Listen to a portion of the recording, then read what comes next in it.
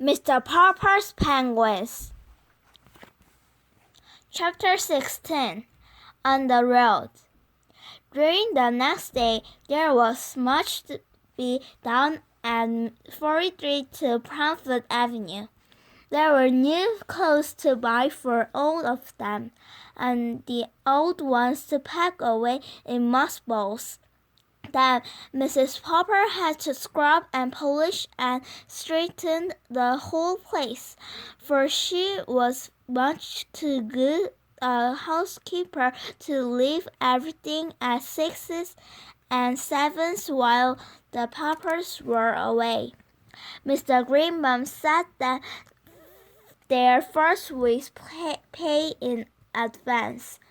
The first thing they did was to pay off the man who had installed the freezing plant in the basement. He had been getting rather uneasy about his money, and after all, without him, they could never have trained the penguins. Now, they sent a check to the company who had been shipping the fresh fish all the way from the coast. At last, everything was done, and Mr. Popper turned the key in the door for the little house. They were a little late in arriving at the railway station. On account of the argument with the traffic policeman, the argument was on account of the accidents to the two taxicabs, with 4 Poppers and 12 penguins, not to mention the 8 suitcases and pile of water with the live fish of the penguins' lunch. Mr. Popper found that they could not all fit into one cab, so he had to call a second one. Each of the taxi drivers were angered to be the first to get to the station and surprised the people there by opening the door of his cab and letting out 6 penguins. So they raced each other at the way, and in the last block, they tried to pass each other, and one of the fenders got torn off. The traffic officer naturally got very much annoyed. The train was about to pull out of the station when they arrived.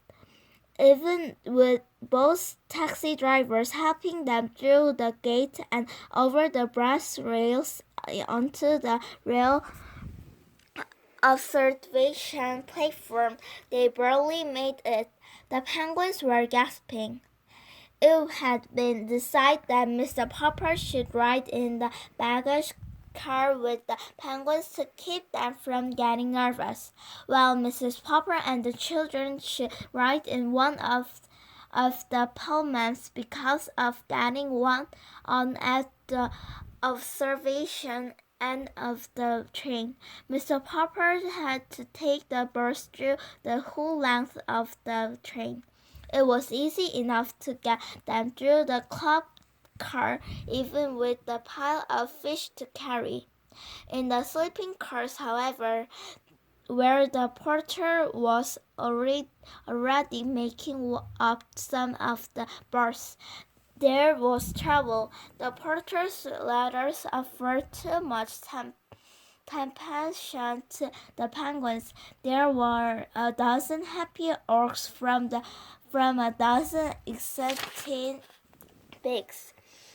Poppers performing penguins completely forgetting their discipline fought to climb the ladders and get into the upper berths. Poor Mr. Popper! One old lady screamed that she was going to get off the train, whether it was going 90 miles an hour or not. A gentleman wearing a clergyman's collar suggested opening a window so that the penguins could jump out. Two porters tried to shoo the birds out of the bus. Finally, the conductor and the brakeman with a lantern came to the rescue. It was quite a while before Mr. Popper got his pets safely into the baggage car. Mrs. Popper worried a little at the start over the idea of having Jenny and Bill miss 10 weeks of school while they were on the road. Though the children did not seem to mind. "And you must remember, my love," said Mr. Popper, who had never before been out of still water in spite of his dream of distant countries, "that travel is very broadening." From the start, the Penguins were a retroused success. Even their opening performance in Seattle went off without a hitch, probably because they had already rehearsed on a real stage. It was here that the Penguins added a little novelty number of their own to the program. They were the first thing on the bill. When they finished their regular act, the audience went wild. They clapped and stamped and roared for more of Popper's performing penguins.